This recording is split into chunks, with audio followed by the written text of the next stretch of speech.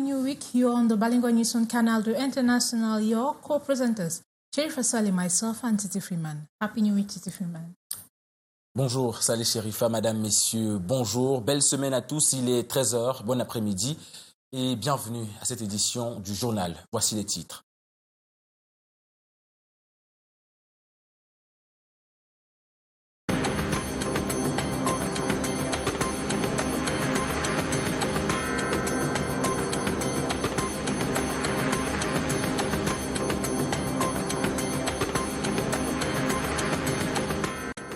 Inondation à l'extrême nord, du reconfort pour 1870 sinistrés de Guirvidig.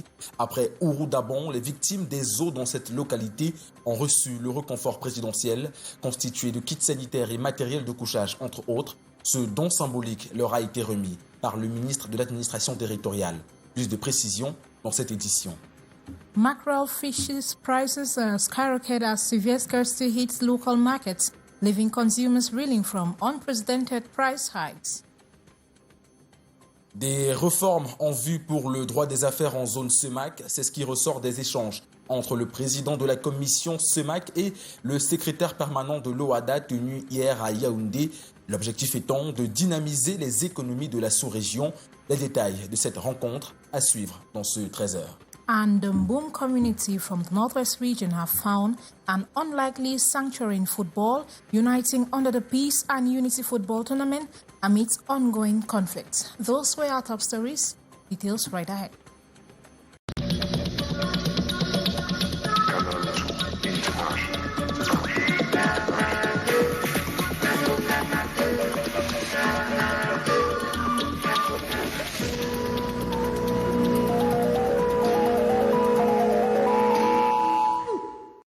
Une fois de plus, bonjour à tous, madame, messieurs. Merci d'avoir choisi Canal 2 International pour vous informer. Ouvrons cette édition du 13h par cette actualité que vous avez suivie en titre. Après Ouroudabon, les 1870 sinistrés de Guirvidig, regroupés en 200 familles, ont reçu des mains du ministre de l'administration territoriale, Paul Atangandi, hier 22 septembre. Un don symbolique mais porteur d'espoir. Des kits sanitaires, de couchage, du matériel d'hygiène et des denrées alimentaires ont été distribués en guise de réconfort. Ce geste présidentiel vient apaiser les cœurs blessés et rappeler que malgré l'épreuve, ils ne sont pas seuls. Delphine Foncoutene et Michel Foucault pour les détails.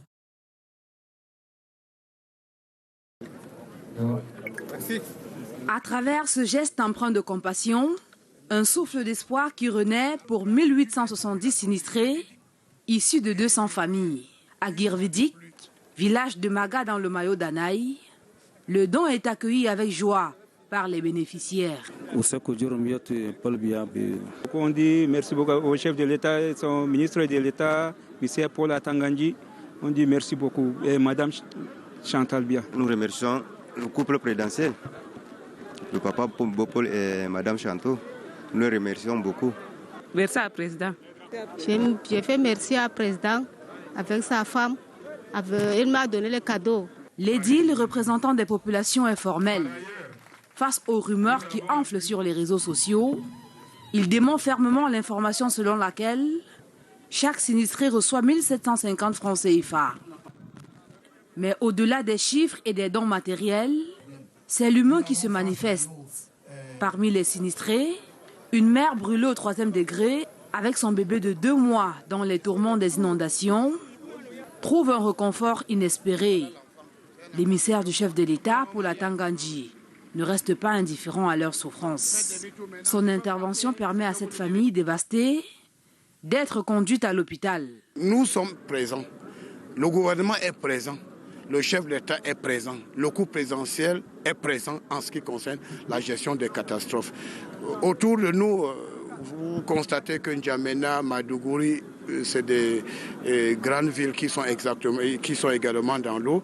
Mais ce que nous faisons, on essaye de redonner le sourire aux personnes en détresse. Les habitants de Guirvidig, quant à eux, espèrent ne plus revivre une telle catastrophe qui a emporté 7 vies et blessé 18 personnes, laissant dans un sillage des dégâts matériels importants.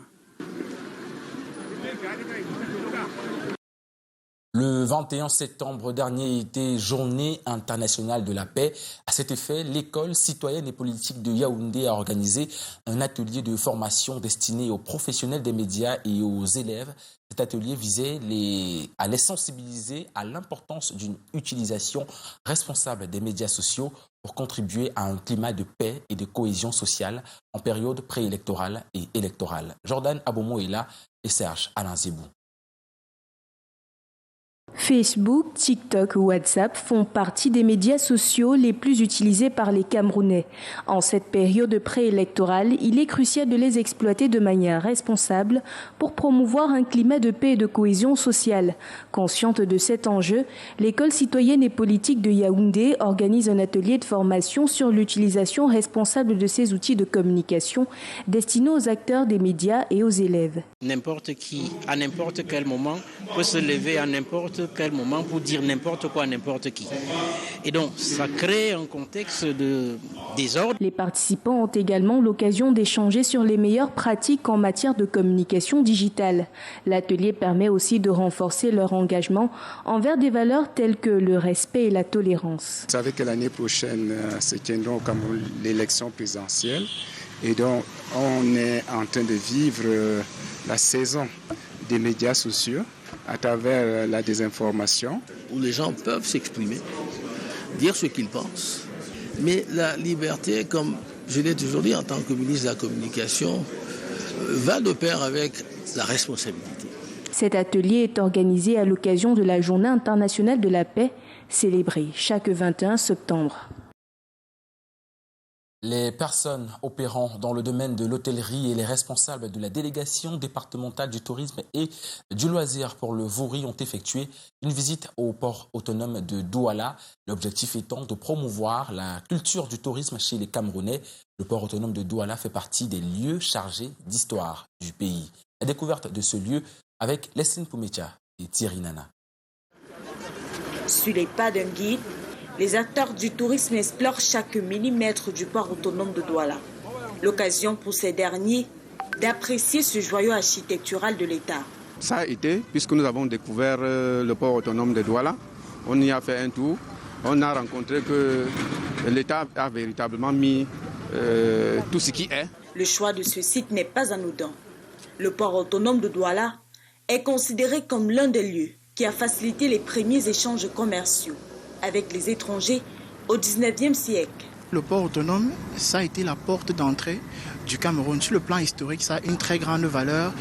Et également sur le plan économique, il faut comprendre que c'est par là que arrivent la plupart des marchandises qui desservent justement la localité, qui desservent la sous-région, notamment le Cameroun, le Tchad et la Centrafrique. Il faut donc inviter tous les Camerounais et même toutes les personnes vivant au Cameroun à avoir une préférence nationale. Et même sur le plan historique et touristique, nous savons que le nom de notre pays, le Cameroun, qui vient de la rivière des Crevettes, est étroitement lié au nom du fleuve Vouri. Cette visite entre dans le cadre des activités en prélude à la 45e édition de la Journée mondiale du tourisme, célébrée chaque 27 septembre. Heures passées de 8 minutes, le journal télévisé bilingue se poursuit en langue anglaise. And ministers in charge of security in the Central African sub-region are working on mutual strategies to better handle a transnational organized crime rife in the area. The focus of the 24th Forum of Ministers in charge of security issues, chaired by the Minister, Secretary General of the Presidency, Ferdinand Ngongo, as tells in the phone report, Beatrice Ngamo.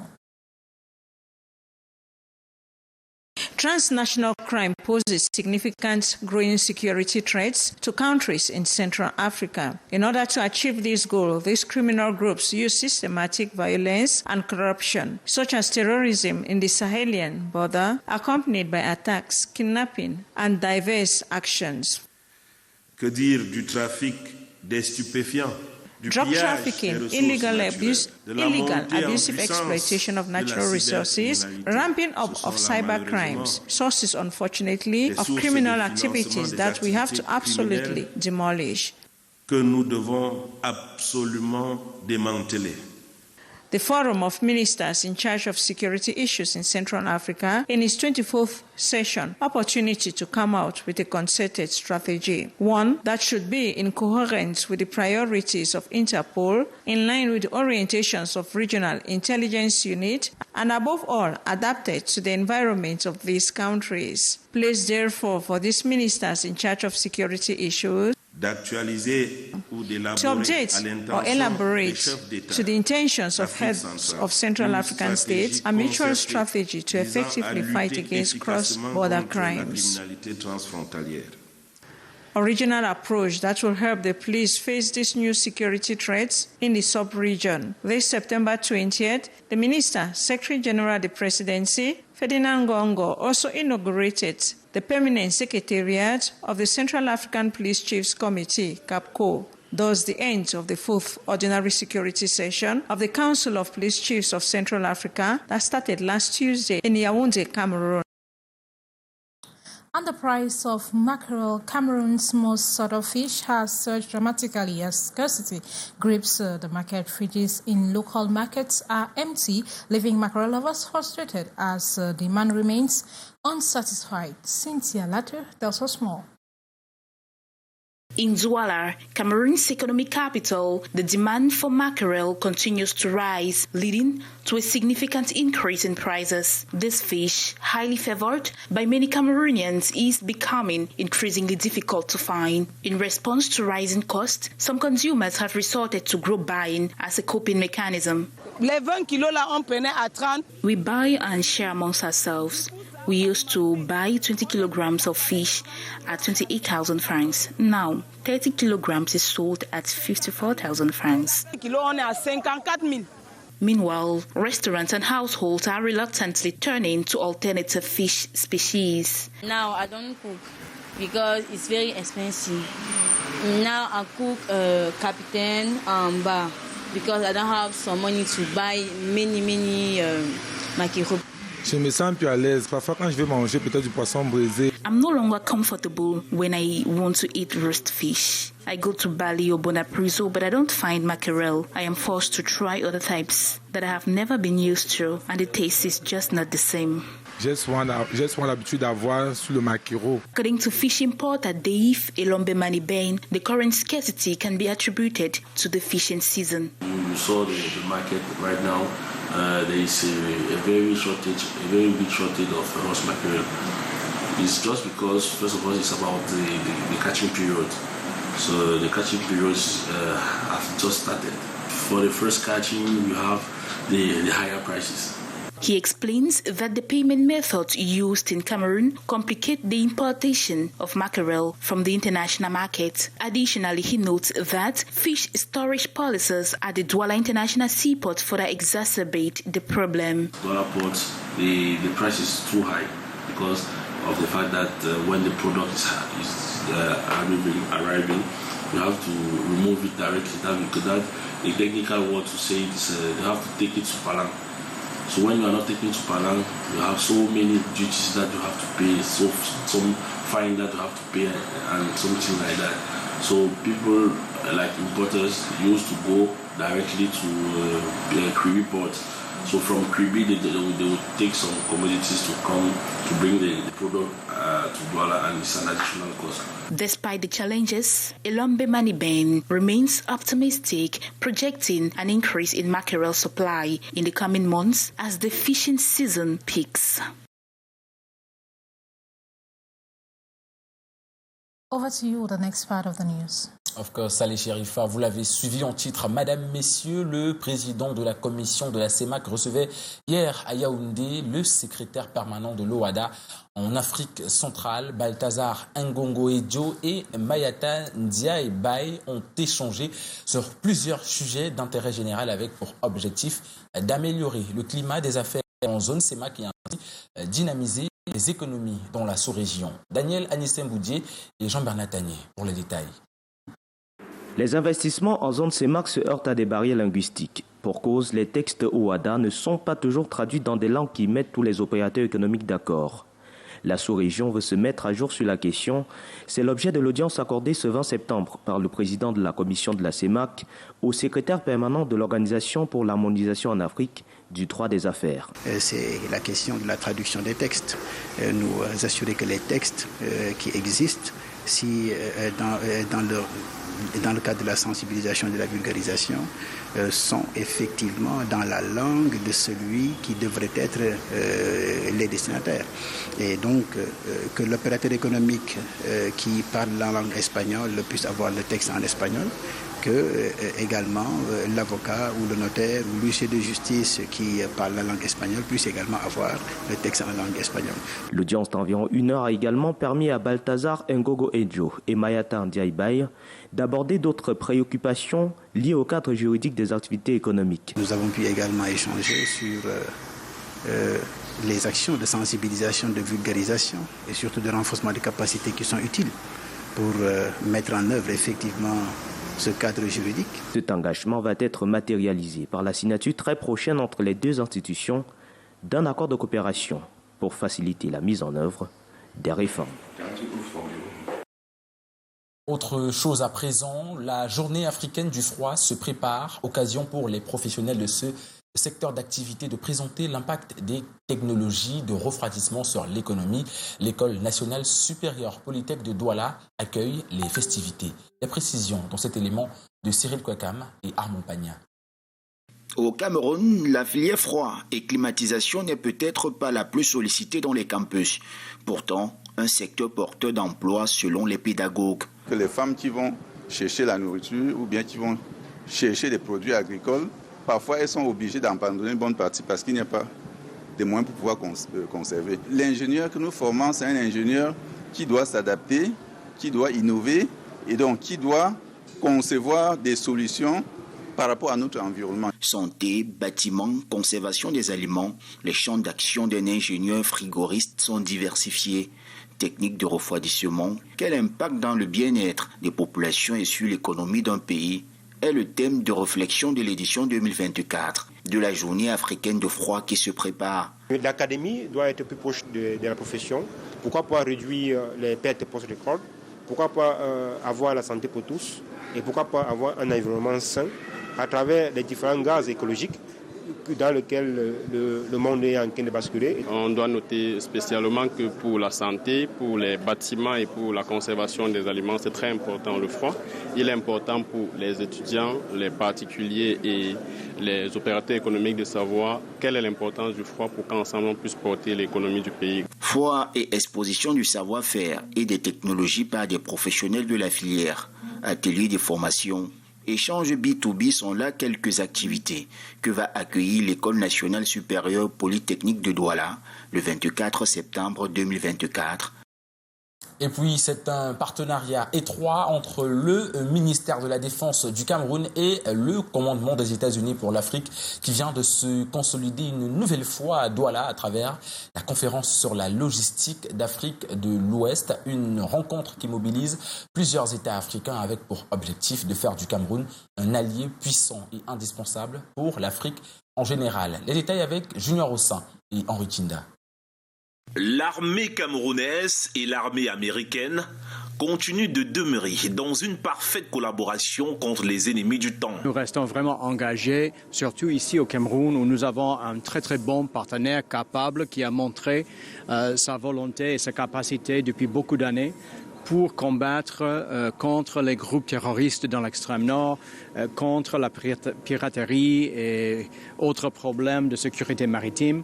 Cette cérémonie d'ouverture de la conférence sur la logistique d'Afrique de l'Ouest ici à Douala donne l'occasion pour le Cameroun de faire preuve de compétence et de disponibilité. Je confirme que nous avons certes des capacités logistiques qui nous ont permis de mener toutes les opérations jusque-là, mais dans la perspective des opérations à venir et celle de travailler avec les pays amis, il est nécessaire qu'on améliore toujours notre savoir-faire. Bien au-delà de ces nombreuses collaborations avec les armées africaines et américaines, le Cameroun se forme à mieux disposer sa logistique militaire en lien avec toute l'Afrique, d'où sa participation à cette conférence. Nous essayons de tout faire pour que nous travaillions ensemble En commun, nous ferons des choses. Seuls, nous serons sûrs de mourir un après l'autre. Ce partenariat États-Unis-Cameroun, qui a pour objectif d'améliorer la capacité de sensibilisation autour du domaine maritime, comprend près de 1,2 milliard de francs CFA en programmation pour les équipements, la formation et l'éducation au cours des 3 prochaines années. And the next part of the news is with you, Saleh Sharifa.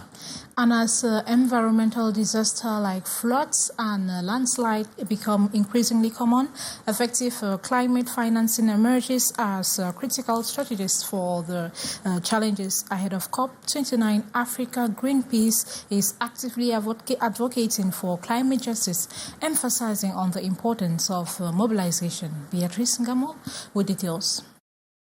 The flood in Yagwa, Douala and other parts of the country, environmental crisis with devastating effects that many countries are facing today due to climate change, leaving their population desperate. In line with education, feeding, resettlement of victims to go to the market to buy, foodstuff destroyed by excessive rains. Climate financing, an umbrella term, aim to reduce the effects of climate change on countries. This through loans, grants, domestic budget allocation for mitigation, adaptation or resilience. Unfortunately, 74% of financing towards lessening the effect is loans. That with its negative impact. More towards climate justice, take into consideration the needs of states, their situation and more solidarity, thus subventions, grants and not loans as it is today. The new collective and quantifying objective, according to the NGO Greenpeace, is on how to increase the international public financing, ensuring polluters support the cost of climate change. Rich countries, parties of the UNFCCC, should create a charge for climatic harm caused by polluters, which, if well done, can amount to some 900 billion by 2030, which can help minimize climate actions on the environment. Press conference to express their point of view before COP29 next November. And despite facing numerous challenges, Cameroon remains enthusiastic about tourism. In line with the celebration of World Tourism Day, September 27, the Wuri Divisional Delegation of Tourism launched an initiative to diversify and promote the sector, showcasing the country's potential. To revitalize that sector, they made a tour at the Douala Seaport. More in the following report. Cameroon's tourism sector, though plagued by infrastructure deficiencies, poorly managed support services for tourism and security in some parts of the country, concerns continues to captivate the interest of Cameroonians.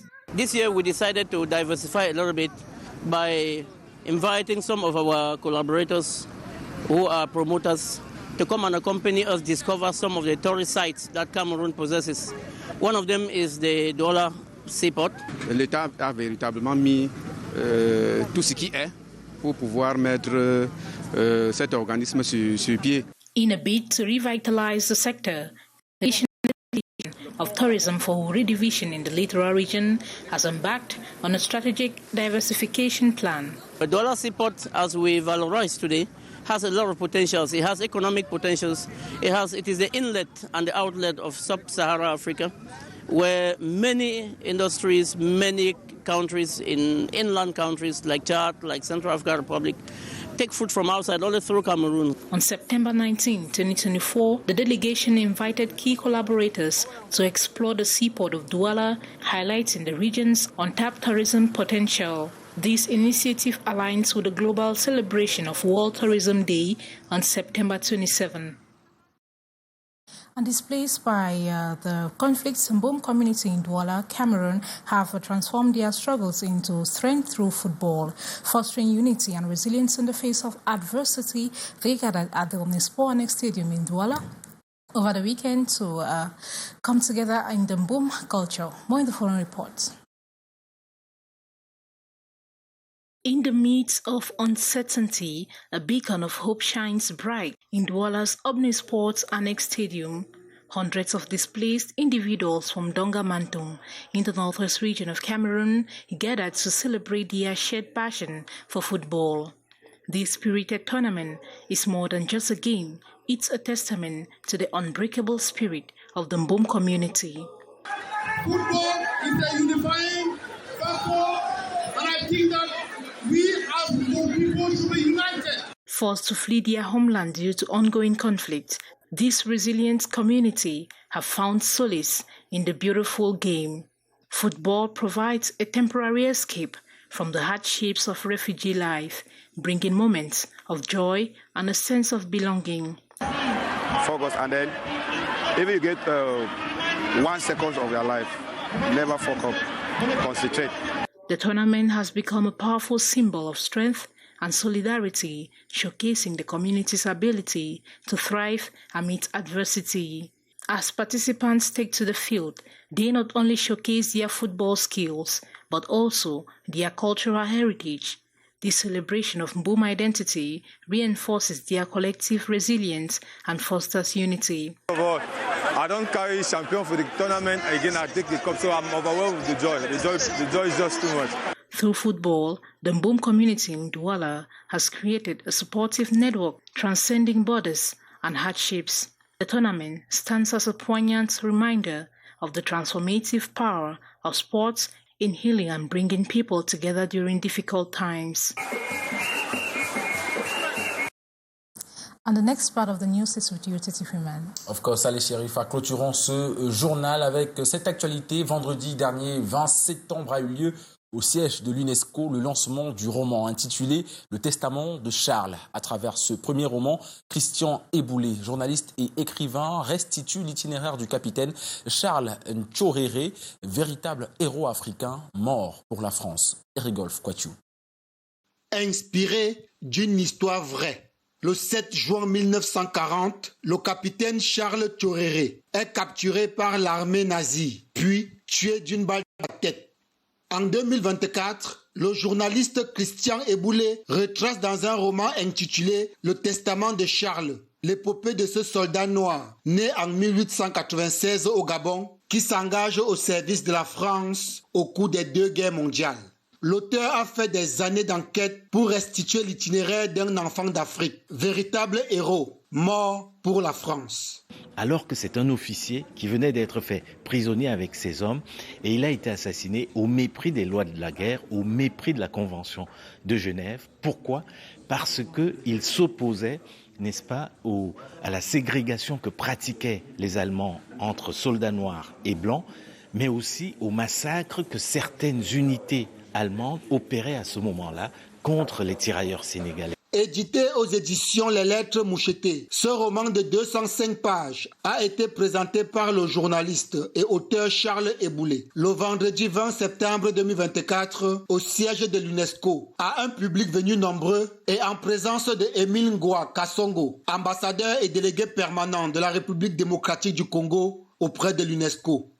Et je pense que l'Afrique devait lui rendre encore davantage des hommages pour ce qui a été son combat. Mais le combat qu'il a mené, c'est un combat qui interpelle l'humanité. Ce n'est pas seulement pour l'Afrique, mais c'était pour le monde, un monde libre. C'était pour la liberté. Et la liberté n'a pas de frontières. Journaliste camerounais, producteur et conférencier, Christian Eboulé est à son premier roman. Voilà qui met un terme à cette édition du 13h. Madame, messieurs, merci de nous avoir suivis. Merci également à l'ensemble de l'équipe technique qui a travaillé en back-office pour la réalisation et la production de cette édition. Nous vous souhaitons de passer une agréable semaine. D'ici à là, portez-vous bien. Belle semaine, Saleh Cherifa. Happy New Week, Titi Freeman. That was it for the 1 p.m. Balingo News. Your co-presenters, Cherifa Saleh and Titi Freeman. The 1 p.m. shall be yours again. Same time tomorrow for us. So bye-bye.